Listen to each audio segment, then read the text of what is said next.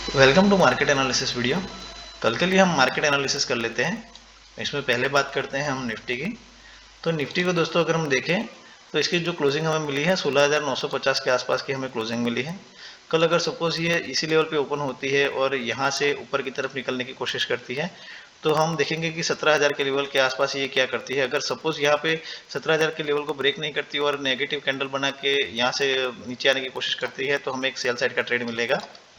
और अगर सपोज ये इस लेवल को 17,000 के लेवल को ब्रेक कर देती है यहाँ से सीधा और उसके ऊपर सस्टेन रहती है 17,000 के ऊपर तो हमें एक बाय साइड का ट्रेड मिलेगा जिसमें हमारा पहला टारगेट रहेगा 17,060 और उसके ऊपर निकलता है तो 17,100 से लेके 17,150 तक के टारगेट हमारे निकल के आते हैं ऊपर की तरफ के। और अगर सपोज बैंक निफ्टी यहाँ सॉरी निफ्टी यहाँ से फ्लैट ओपन होने के बाद नीचे की तरफ आती है तो नीचे जो सपोर्ट है वो 16,920 का है।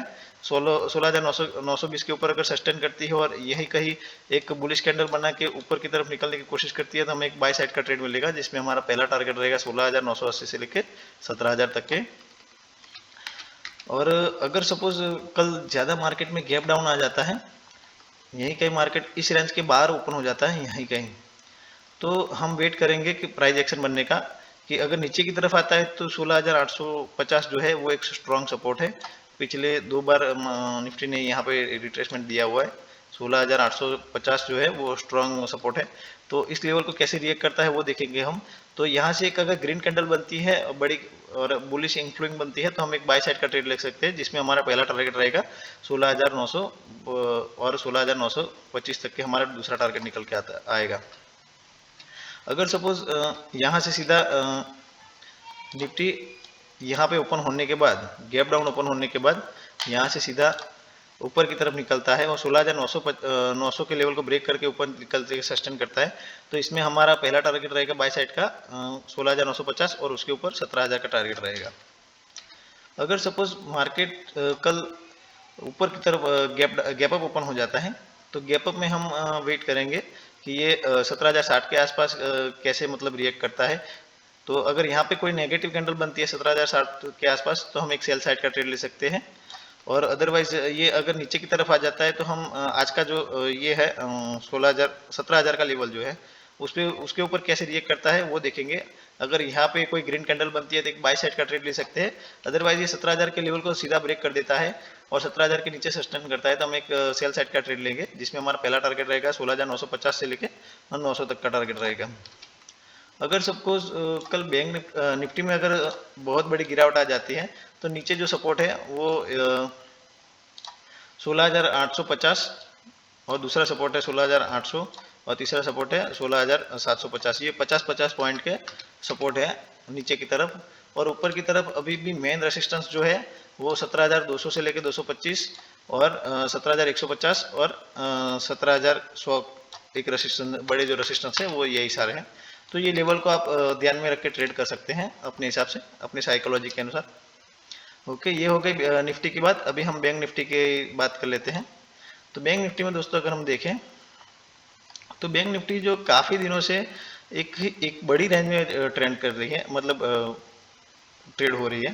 तो अगर कल यही रेंज में ओपन होती है निफ्टी सॉरी बैंक निफ्टी तो हम ये लेवल्स में देखेंगे 17,000 अरे सॉरी 39,750 के ऊपर लेवल ब्रेक कर देता है और यहाँ का उसके ऊपर सस्टेन होकर ऊपर निकलने की कोशिश करता है तो हमें एक बाय साइड का ट्रेड मिलेगा जिसमें हमारा पहला टारगेट रहेगा 39,900 और उसके ऊपर 40,000 के तक के टारगेट निकल के आते हैं ऊपर की तरफ।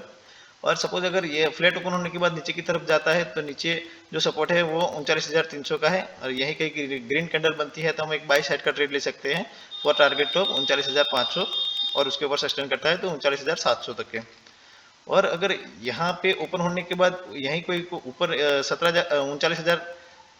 39,750 के ऊपर नहीं निकलता है और यहीं कहीं कोई नेगेटिव कैंडल बनाता है तो हम एक सेल साइड का ट्रेड लेंगे छोटे एसएल के साथ जिसमें हमारा पहला टारगेट निकल के आएगा 39,500 का और उसके नीचे सस्टेन करता है तो 39,300 तक के हमारे टारगेट निकल के आते हैं। अगर सपोज कल बैंक निफ्टी ये रेंज में ओपन ना होके gap up gap down open हो जाता है, सपोज इस रेंज में अगर गैप अप ओपन हो जाता है तो फिर हम वेट करेंगे प्राइस एक्शन बनने का 39,750 के आसपास कैसे रिएक्ट करता है। अदरवाइज ये इस लेवल को ब्रेक करने के बाद सीधा ये आज की क्लोजिंग का भी सपोर्ट लेके ऊपर की तरफ निकल सकता है।